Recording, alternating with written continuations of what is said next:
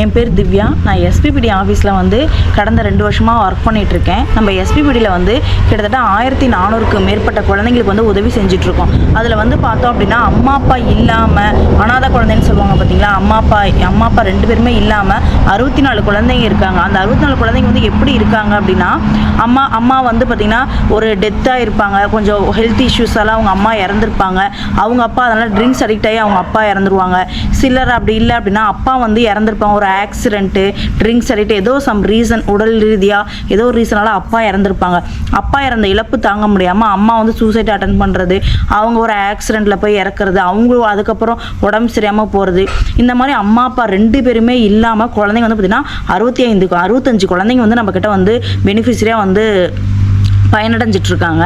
அந்த குழந்தைகளை நம்ம எப்படி நியூட்ரிஷன் சப்போர்ட் பண்ணுறோம் அப்படின்னா, அவங்களுக்கு வந்து நியூட்ரிஷன் கிட்டு வந்து கொடுக்குறோம். எதனால் அப்படின்னா, நம்ம ஒவ்வொரு குழந்தையுமே வந்து பார்த்திங்கன்னா நம்ம சமூகத்துக்கு வந்து ரொம்ப முக்கியம். ஒவ்வொரு குழந்தை வந்து நல்லா இருந்துச்சு அப்படின்னா அவங்களோட குடும்பம் நல்லாயிருக்கும். அவங்களோட இந்த ஒரு குடும்பம் நல்லா இருந்துச்சு அப்படின்னா நம்மளோட சமூகம் நல்லாயிருக்கும். நம்ம எஸ்பிபிடியோட முக்கிய நோக்கமே பார்த்திங்கன்னா நம்ம சமூகத்தில் இருக்கவங்க எல்லாருமே ஆரோக்கியமாகவும் இருக்கணும். அண்ட் தென் அவங்க எந்த அளவுக்கு சந்தோஷமாக இருக்காங்களோ அந்தளவுக்கு அவங்க ஆரோக்கியமாக இருக்கணுங்கிறதே நம்மளோட முக்கிய நோக்கமாக இருக்குது. அதனாலேயே அவங்களுக்கு புரத குறைபாடு, அம்மா அப்பா 2 பேருமே இல்லை அப்படின்னா அவங்கள வந்து யார் வளர்க்குறாங்க அப்படின்னா அவங்க அம்மாச்சி, தாத்தா, அப்பா வழியில் சொந்தமோ ஒன்று அம்மா வழியில் சொந்தமோ அப்படிலாம் யாருமே அரவணைக்க ஆள் இல்லாமல் ஏதோ ஒரு பக்கத்தில் இருக்கவங்க பார்த்துக்கிட்டு, கொஞ்சம் மெச்சூர்டாக இருக்கவங்க பக்கத்து வீட்டு அக்காங்க பார்த்துக்கிறது, சித்தப்பா சித்திமார்கள் பார்த்துக்கிறது, இந்த மாதிரி குழந்தைங்களோட நிலைமை வந்து சொல்லவே முடியாத அளவுக்கு அவங்களோட நிலைமை வந்து ரொம்ப ரொம்ப கஷ்டமாக இருக்குது.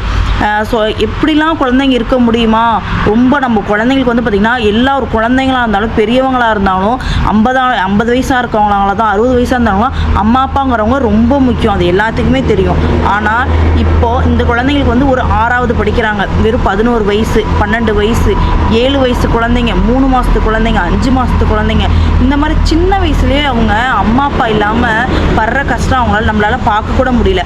அம்மா ஒருத்தர் இல்லைன்னா கூட சரி அப்பா அரவணைப்பாங்கன்னு சொல்லி சரி ஓகே உனக்கு அப்பா இருக்காங்க, அப்பா உனக்கு சப்போர்ட் பண்ணுவாங்கன்னு நம்ம சொல்லலாம். உனக்கு அப்பா இல்லை அப்படின்னா அம்மா இருக்காங்க, நமக்கு தோல் கொடுக்க ஆறுதலாக நம்ம அம்மா இருக்காங்க, நம்மளோட கஷ்டத்தை ஷேர் பண்ண நம்ம அம்மாட்டுக்கு இருக்காங்க, அம்மாட்ட நம்ம சொல்லலாம்னு சொல்லி அம்மா இருப்பாங்கன்னு நினைக்கலாம். அம்மாவும் இல்லை அப்பாவும் இல்லை, அந்த குழந்தையோட நிலைமையை மட்டும் கொஞ்சம் யோசிச்சு பாருங்களேன். நம்மளால நினச்சி கூட பார்க்க முடியாது. நம்ம என்னதான் வயசானாலும் 30 வயசு, 40 வயசு, 50 வயசு, எவ்வளோ வயசாக இருந்தாலும் சரி அம்மா அப்பாங்கிறவங்க நமக்கு எவ்வளோ முக்கியங்கிறது தெரியும். நமக்கு நம்ம சாப்பாடாக இருந்தாலும், நம்ம மனசு கஷ்டமாக இருந்தாலும், சந்தோஷமாக இருந்தாலும் நம்ம முதல்ல பகிரக்கூடிய ஒரே ஆள் நம்மளோட அம்மா, அடுத்து நம்மளோட அப்பா. ஓடி போய் நம்ம அதுவும் குழந்தைங்கன்னா என்ன சொல்ல, ஸ்கூல் போயிட்டு வந்தோம்னா அம்மா எங்கம்மா இருக்கீங்க, அப்பா என்னப்பா பண்ணுறீங்க, இன்றைக்கி என்னப்பா தீனி வாங்கிட்டு வந்திருக்கீங்க, இன்றைக்கி என்னப்பா எனக்கு ஸ்வீட் வாங்கிட்டு வந்திருக்கீங்க, அம்மா என்னம்மா சமைச்சு வச்சுருக்கீங்க அப்படின்னு சொல்லக்கூடிய உலகத்தில் அப்படின்னு சொல்லக்கூடிய அரவணைப்பு நம்மளாம் வாழ்ந்துட்டுருக்கோம். அந்த 2 அரவணைப்புமே இல்லை அப்படின்னா அந்த குழந்தையோட நிலைமையை யோசிச்சு பாருங்களேன். அம்மா அப்பா 2 பேருமே இல்லை, நம்ம ஏன் இந்த குழந்தைய பார்த்துக்கணும்னு வந்து அவங்க அம்மாச்சி தாத்தாவோ வயசானவங்களோ வந்து பார்த்துக்கணும் கண்டிப்பாக நினைப்பாங்க. யாராக இருந்தாலுமே நம்ம பிள்ளைங்க நம்ம பார்த்துக்கணும், வேற ஒருத்தவங்க பிள்ளைய நம்ம ஏன் பார்த்துக்கணும்னு நினைப்பாங்க. ஸோ அவங்களுக்கும் அந்த நிலைமை வந்துடக்கூடாது, அவங்களும் வந்து பார்த்துக்கணும் குழந்தைய. யாருமே மனசு சங்கடப்படாமல் அந்த குழந்தைங்களுக்கு வந்து ஆதரவு கொடுக்கணுங்கிறதுக்காக நம்ம நியூட்ரிஷன் கிட்டு வந்து கொடுக்குறோம். அதில் வந்து பார்த்திங்கன்னா தட்டைப்பயிறு, பாசிப்பயிறு, மொச்சக்கொட்டை, கருப்பு சுண்டல், வெள்ளை சுண்டல், நெக்ஸ்ட்டு பொட்டுக்கடலை, நிலக்கடலை, பேரிச்சம்பழம், இந்த மாதிரிலாம் நம்ம கொடுக்கறனால அந்த குழந்தை வந்து சாப்பிடுது.